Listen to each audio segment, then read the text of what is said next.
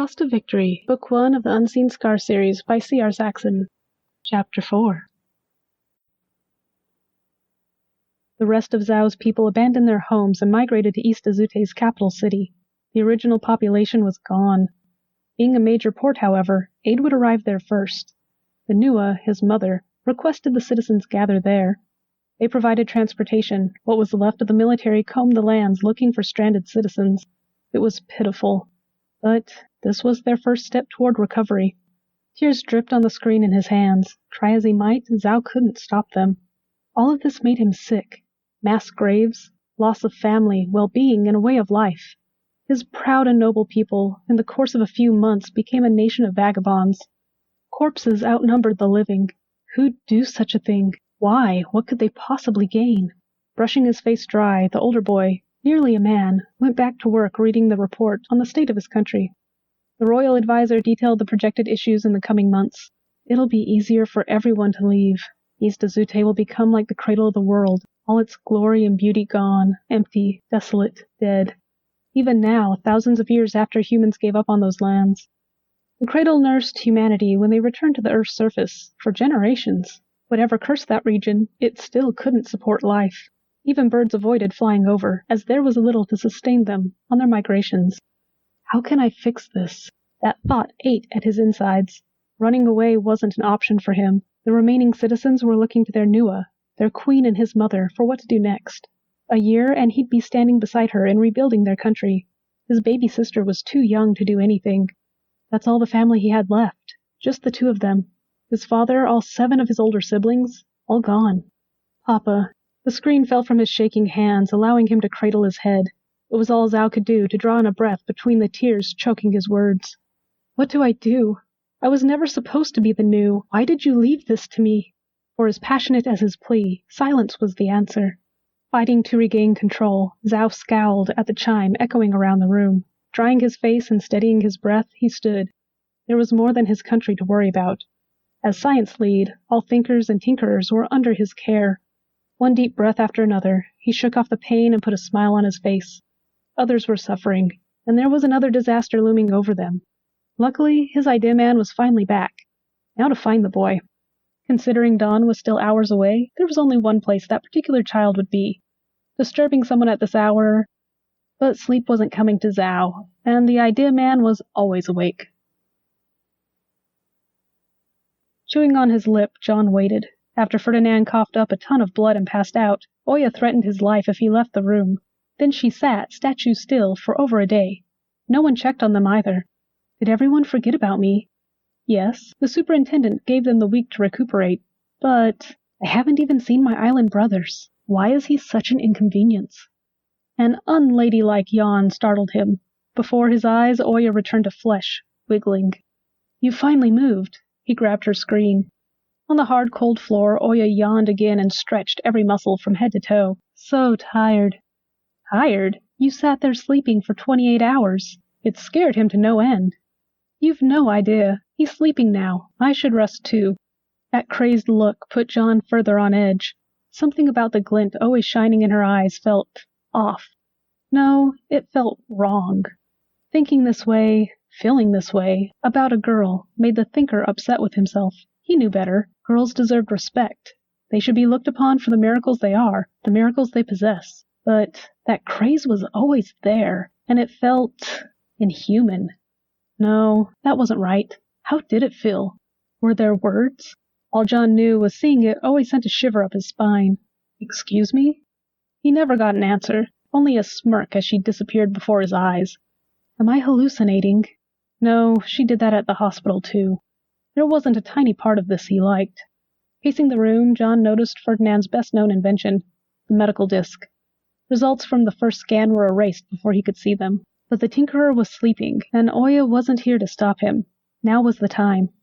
Placing the disc on his ally's chest, John commenced the scan. When it finished, it blinked red once, then yellow, then green. Yellow? John examined the results. There was nothing wrong with Ferdinand, ignoring the warning about the skeleton's dangerously low weight.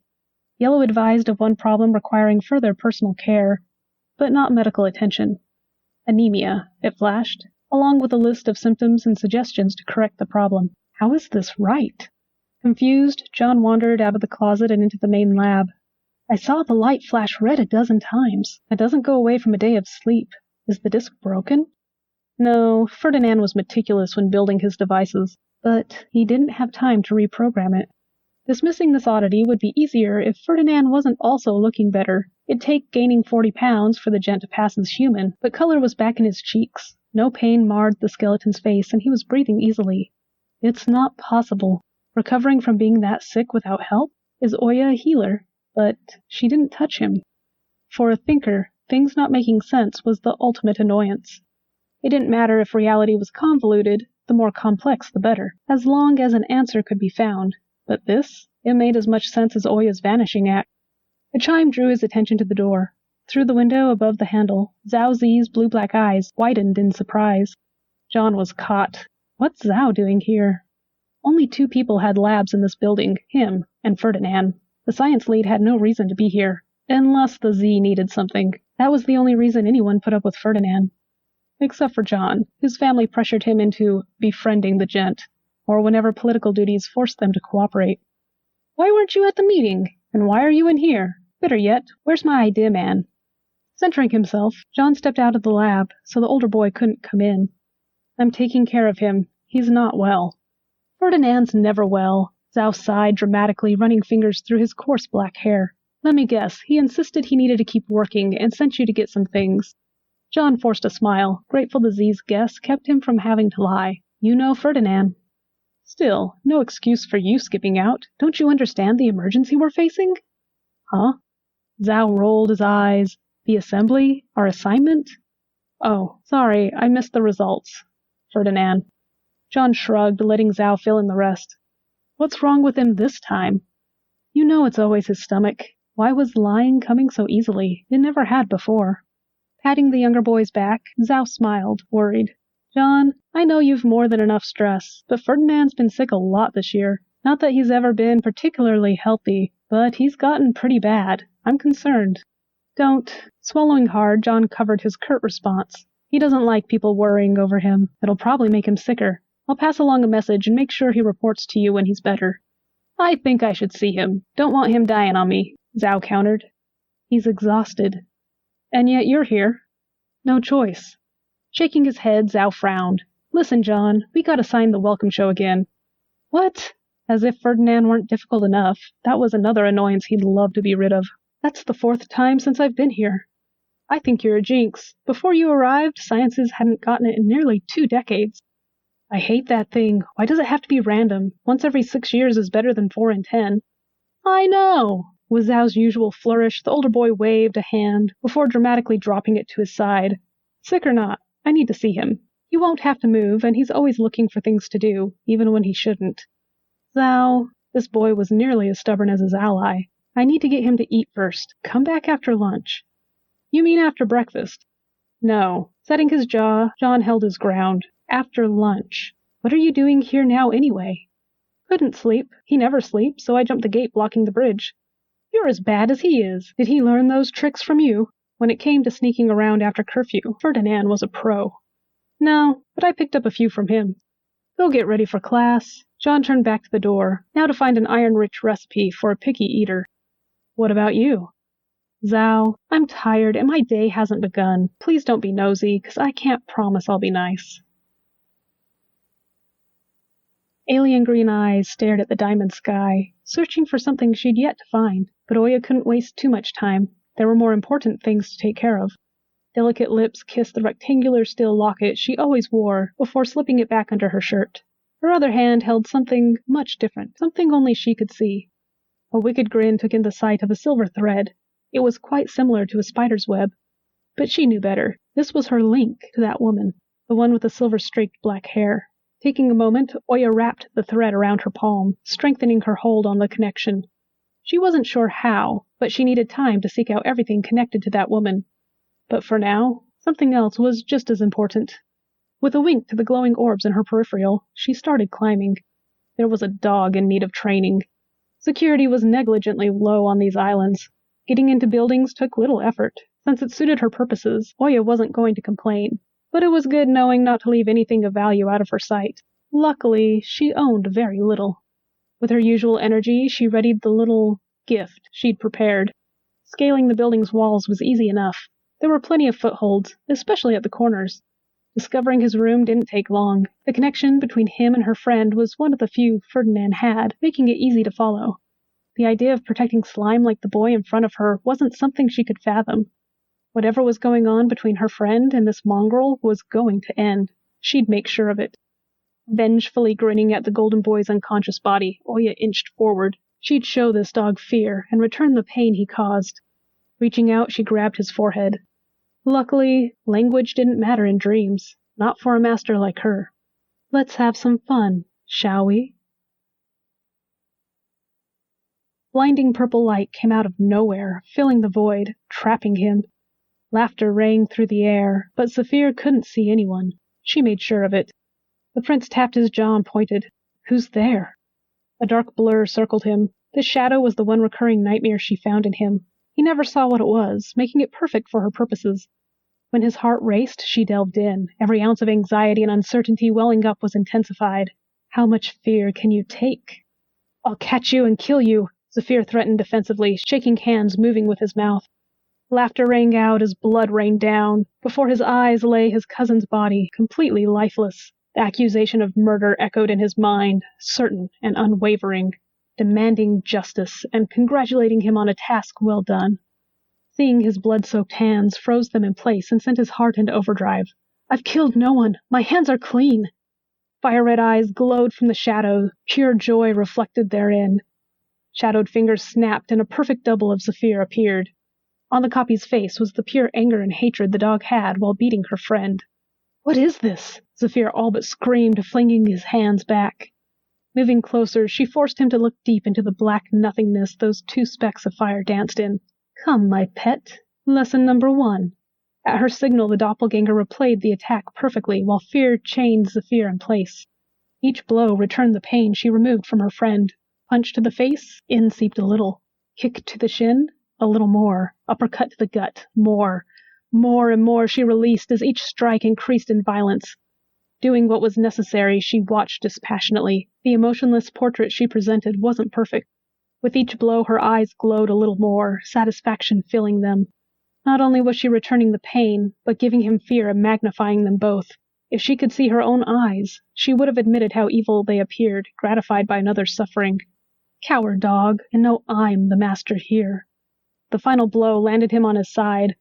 This was when she released the last bit of pain, and with it she filled his belly and mouth with blood. Red soured his stomach. Heaving gave no relief as more filled him. He'd die if he stayed like this. He'd die without help. Oya anchored the nightmare near the surface of his mind. It was amusing how easily she controlled his dream. Picturing it as a film in a continuous loop, she held it in place. It'd play whenever he closed his eyes. Purely for her own pleasure, she intensified the fear and pain. Even if the trash managed falling asleep, it wouldn't last long. Locking it in place, she sat back, a Cheshire grin on her face. Fully energized, she gave up on the idea of resting. There was a request to make of John, and it was far more important than the garbage she was leaving here. Come on. John's voice jolted him awake. Knocking the boy away, Ferdinand scooted back as far as he could. Huh? Time to wake up, John frowned. Here. You're a ray of sunshine. Much to Ferdinand's surprise, John held a screen out to him. A call was waiting on it. I'd rather choke down your food than talk to your family. She's your family, too. She claimed you before she accepted us. John pressed the device against his ally's chest, ignoring the rude comment. Take it. Don't keep her waiting. Enlightenment brightened his eyes. Taking the screen, Ferdinand turned red when John smiled smugly. Consider this your birthday present, as belated as it may be. Birthday? When did that happen? Why would anyone celebrate your life? Why would anyone want someone like me to exist? You know my culture doesn't celebrate those. Yeah, but mine does. Disappointment turned down the corners of John's mouth. Talk to her while I get lunch ready. You don't have to keep doing this every year. It's annoying. You only turned 15 once. Now, just because it took me over a month to get it to you doesn't mean you should take that long accepting it. The Oza's waiting. It was nearly 2 months ago, wasn't it? How many had you killed by then? Cold sweat coated his skin. His insides twisted hard. Frantically, he tried everything he could to get the readings back, but nothing. She was gone. No, she can't be gone. She was here a moment ago. She can't be gone. Come back, he yelled at the screen, legs weakening and hands pounding on the table. Come back! Rage suffocated him. The sound of shattering porcelain stung the air. Knees buckled. He melted to the floor, ears ringing. Everything stopped existing. How did he make the world start again? People are dying, he told himself in a voice as cold and as hard as the one he used with John. Mourn on your own time. His throat tightened painfully. I felt her irrevocably that day. There's no fixing your mistakes for her. You can eat when you're finished. Not liking the dark shadow consuming Ferdinand, John reached in and tapped the flashing icon. Evelyn's face filled the screen. She was wearing a silly hat and a blanket tied as a cape. Loose black curls encircled that adorable face, making the small ring of green on the outside of her black irises all but glow. Saucer-sized eyes shone with joy and pure innocence. Those eyes were exactly like her grandmother's. Big brother! Happy birthday!